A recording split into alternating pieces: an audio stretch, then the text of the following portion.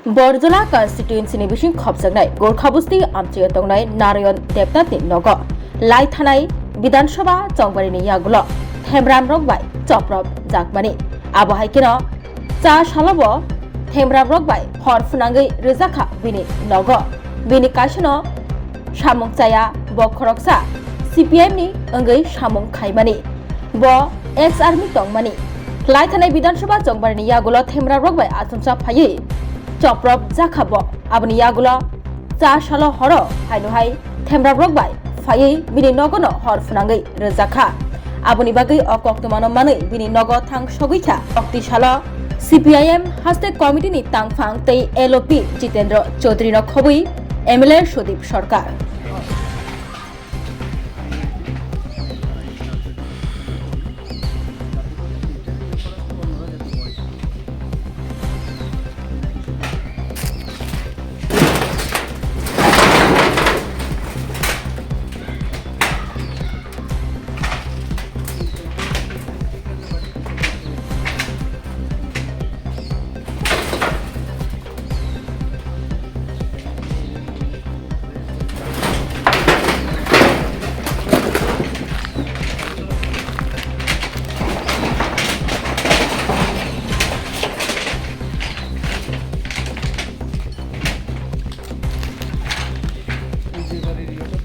Narayan Debnath ex army তার বাড়ি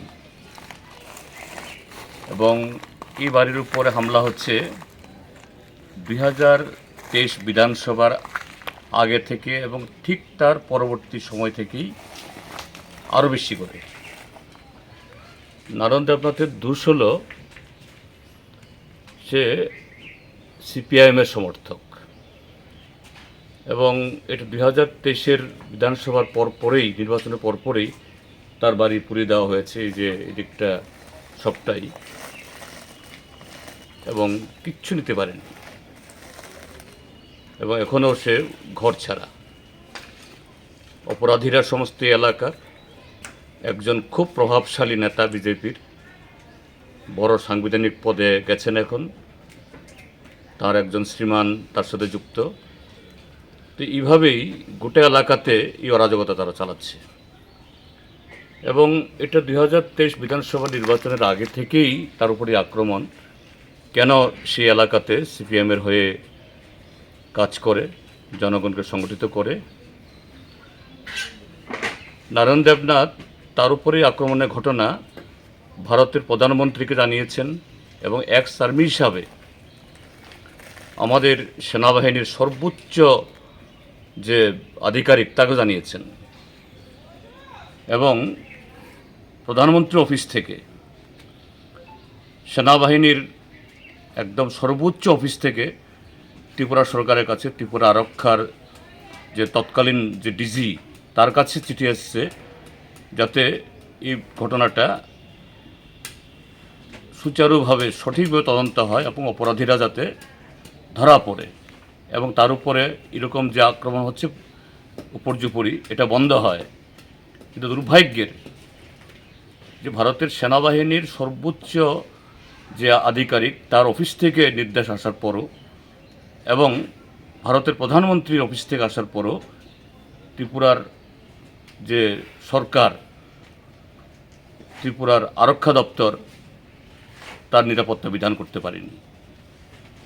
তাকে এই বাড়ি ছেড়ে গত 23 থেকে চলে যেতে হয়েছে। তার সমস্ত সম্পত্তি, তৈজসপত্র সম্পূর্ণ ধ্বংস করে দিয়েছে। এখন তিনি বাড়িতে থাকেন না, কিন্তু এখানে সম্পত্তি এখানে রয়েছে। পরিস্থিতি একটু নর্মাল হচ্ছে। গত 29 তারিখে সেখানে সমস্ত রকমের ভয় হুমকি উপেক্ষা করে হাজার হাজার মানুষ এসেছেন।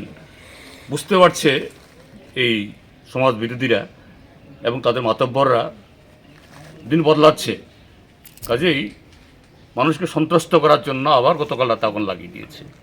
তো এই জন্য আমি আজকে দেখতে আসলাম যে ত্রিপুরাজ্য কী চলছে এখানে, আইন শৃঙ্খলা কাদের হাতে। একটাও এই যে কি বলে যারা আইনকে বৃদ্ধাঙ্গুষ্ঠ দেখে চলছে কেউ ধরা পড়ছে না, উল্টো তারাই মাতব্বরি করছে। এ হলো ত্রিপুরাজ্যের ওই যে একজন মন্ত্রী বলেন clear picture law and order, এই হলো clear picture law and order.